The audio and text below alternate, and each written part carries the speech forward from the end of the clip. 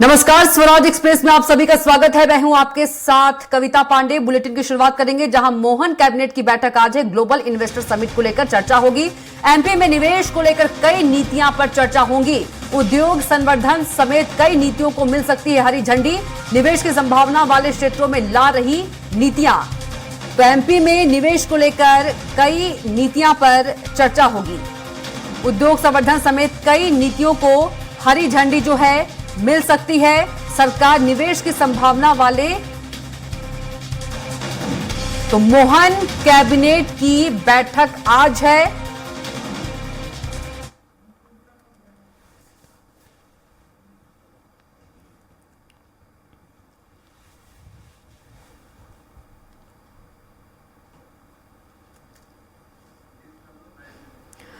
तो global investor summit पर चर्चा होगी। एमपी में निवेश को लेकर कई नीतियां पर चर्चा होगी। बता दें कि मोहन कैबिनेट की बैठक आज।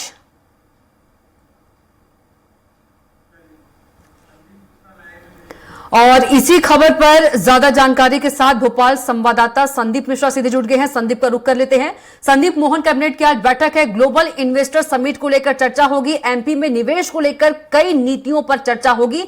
पूरा अपडेट दीजिए। बैठक है क्योंकि 24 और 25 को GIS होने जा रहा है, यानी कि मध्य प्रदेश के लिए बहुत बड़े दिन का आगाज होने जा रहा है।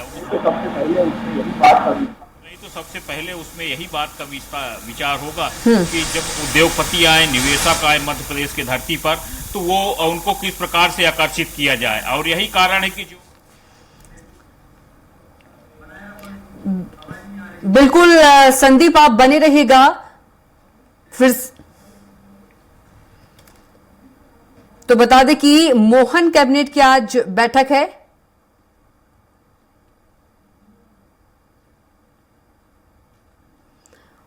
और सरकार निवेश की संभावना वाले क्षेत्रों में नीतियां जो हैं ला रही हैं।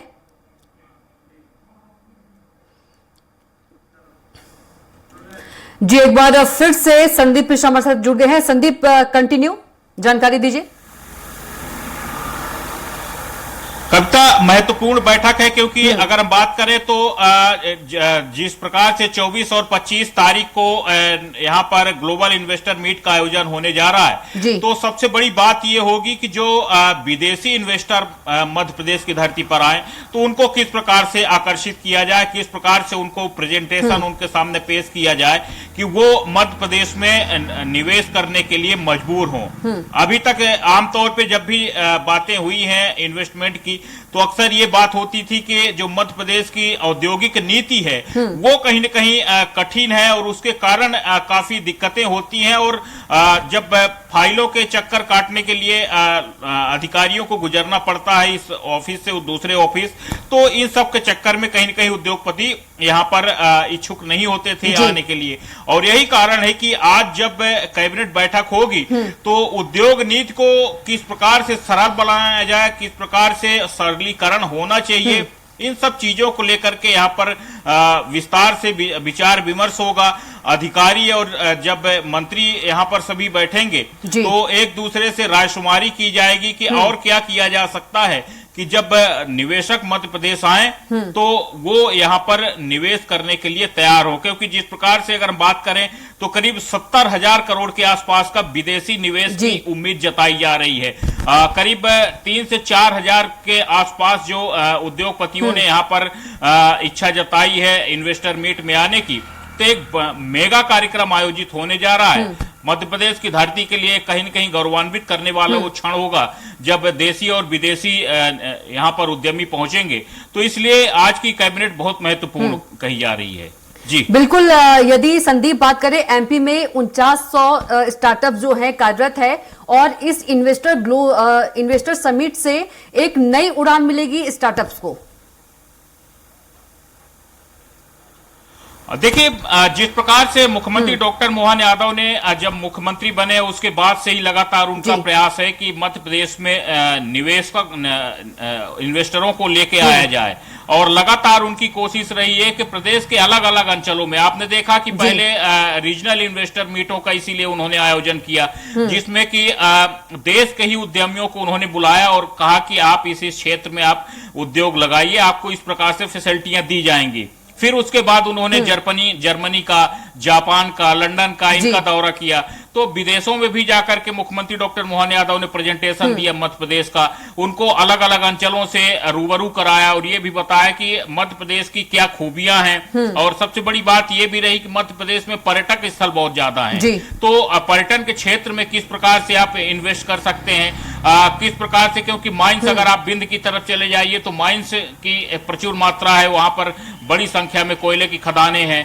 तो एक बहुत बड़ी उम्मीद है मध्य प्रदेश में, जिस प्रकार से अगर हम ऊर्जा की बात करते हैं, हम सरप्लस हैं पूरे देश में, मध्य प्रदेश सरप्लस है, हम दूसरे प्रदेशों को बिजली भी सप्लाई कर रहे हैं। तो इन सब चीजों को लेकर के मध्य प्रदेश लगातार आगे बढ़ रहा है और यही कारण है कि ये जो GIS का आयोजन हो रहा है तो उसमें ज्यादा से ज्यादा उद्योगपतियों के इन्वेस्ट करने पर ही फोकस होगा और इसीलिए जो उद्योग नीति है उसको सरल करना सबसे बड़ा कहीं न कहीं कारण है सरकार का, कि जब निवेशक यहाँ आए तो कुछ न कुछ जरूर यहाँ पर इन्वेस्ट करके जरूर जाएं। जी बिल्कुल।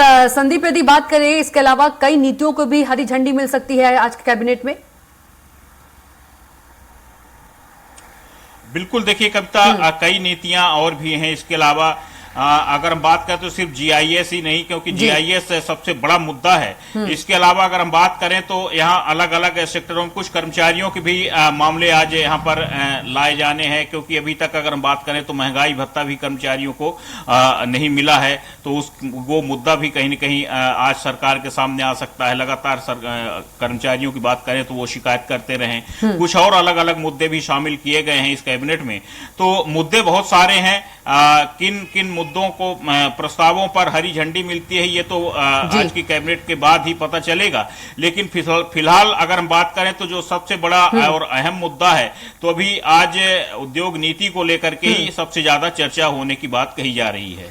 बिल्कुल संदीप, तो मोहन की कैबिनेट की बैठक आज बहुत अहम होने वाली है। तमाम जानकारी के लिए हमारे साथ जुड़ने के लिए आपका बहुत ही धन्यवाद और बने रहेगा। अगली खबर पर भी संदीप आपसे अपडेट लेंगे।